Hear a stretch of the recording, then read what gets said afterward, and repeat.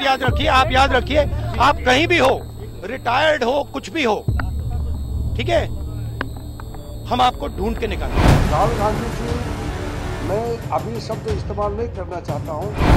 जो हमें मिला है वो एटम बॉम्ब, मतलब एटम बॉम्ब है, फटेगा तो आप इलेक्शन कमीशन आपको दिखेगा नहीं हिंदुस्तान। चोरी हो रही है और अब हमारे पास ओपन एंड शट प्रूफ है कि इलेक्शन कमीशन वोट चोरी में इन्वॉल्व है। और मैं लाइटली नहीं बोल रहा हूं, मैं 100% प्रूफ के साथ बोल रहा हूं, ठीक है। और आप सबको पता लग जाएगा, जैसे ही हमने ये रिलीज किया पूरे देश को पता लग जाएगा कि इलेक्शन कमीशन वोटर चोरी करा रहा है। किसके लिए करा रहा है? किसके लिए करा रहा है? बीजेपी के लिए करा रहा है। ओपन एंड शट है, नो क्वेश्चन। हमें मध्य प्रदेश में सस्पिशन था, लोकसभा में सस्पिशन था, महाराष्ट्र में वो थोड़ा आगे गया, स्टेट लेवल पे हमें लगा कि यहां पे चोरी हुई है। वोटर एडिशन हुआ था, 1 करोड़ वोटर्स ऐड हुए थे। फिर हम थोड़ा डिटेल में गए, हमने कहा देखो अब इलेक्शन कमीशन तो मदद नहीं कर रहा है, तो थोड़ी ग्रैन्युलैरिटी में जाना है, गहराई में जाना है। तो हमने अपना ही इन्वेस्टिगेशन करवाया, उसमें 6 महीने लगे और जो हमें मिला है वो एटम बॉम्ब है, मतलब एटम बॉम्ब है, फटेगा तो आप इलेक्शन कमीशन आपको दिखेगा नहीं हिंदुस्तान में। Thank you. अच्छा, एक और बात जो सबसे जरूरी बात है, और मैं ये बड़ी सीरियसली बोल रहा हूं, जो भी ये काम कर रहे हैं, ठीक है, इलेक्शन कमीशन में जो भी ये काम कर रहे हैं, right from the top to the bottom, आप एक बात याद रखिए, आपको हम छोड़ेंगे नहीं। कुछ भी हो जाए हम छोड़ेंगे नहीं आपको, क्योंकि आप हिंदुस्तान के खिलाफ काम कर रहे हो। ये ट्रीजन है और कम, इससे कम नहीं है।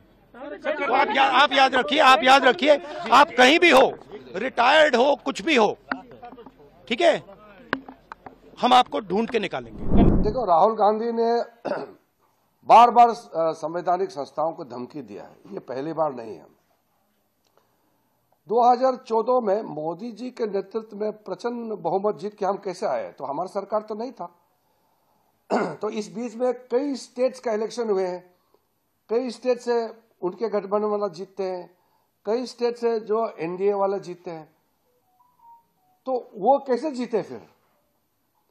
एक केरल में, तमिलनाडु में, कर्नाटका में, तेलंगाना में, पंजाब में, हिमाचल में, पश्चिम बंगाल में कैसे जीते वो लोग?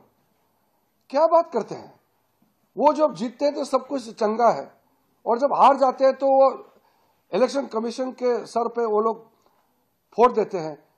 ये लोकतंत्र को कमजोर करने के लिए जो षड्यंत्र रचा रहे हैं, उसमें बहुत बड़ा मुझे ये खेल दिखाई देता है, बार बार संवैधानिक संस्था को अटैक करना।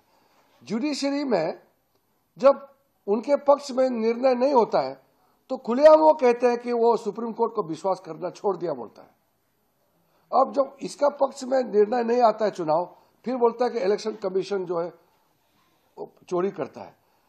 इस तरह का ये तो सिर्फ बचपना ही नहीं, ये तो बहुत खतरनाक है।